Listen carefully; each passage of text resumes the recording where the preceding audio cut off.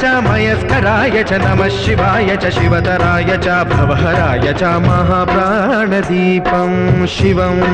शिवं भजे मञ्जुनाथं शिवं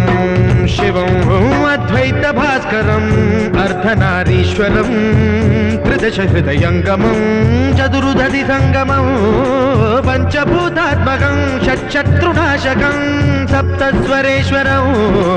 अष्टसिद्धीश्वरं नवरसमनोहरं दशदिशासु विमलम्